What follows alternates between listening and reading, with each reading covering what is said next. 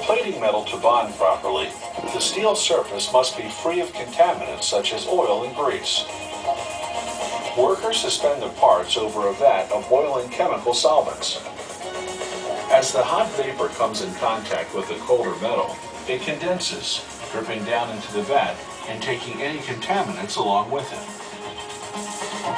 The remaining solvent residues evaporate, leaving the parts squeaky clean and dry.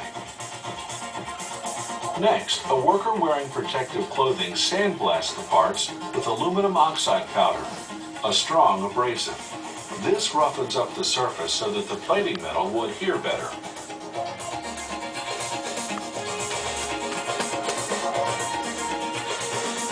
The most common plating metals for industrial purposes are zinc, chrome, and nickel. Think motorcycle parts or sink faucets. Decorative items, on the other hand, are most likely to be plated in tin, brass, gold, or silver. Traditional tea sets, for instance, are often made of silver-plated copper or zinc. The plating process is called electroplating because the key is electricity. They start by tying strands of copper wire to a copper support frame. Copper is the best metal for conducting electricity. Then they attach the steel parts they'll be plating. When they hook up this support to an electric current, electricity will run from the support through these wires, right to the pieces.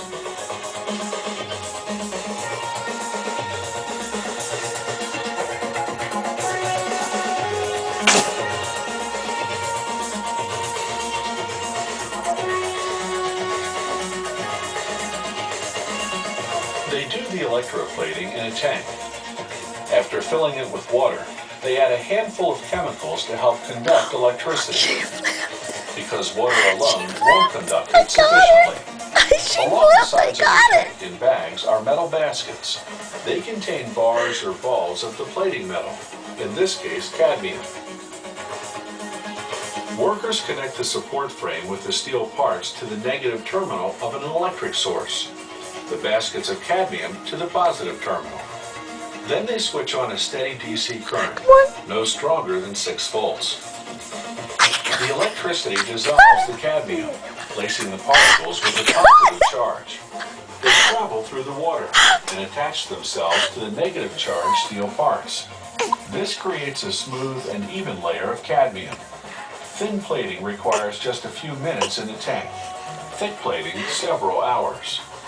Then, workers rinse the parts in water for about a minute to remove the chemical residues.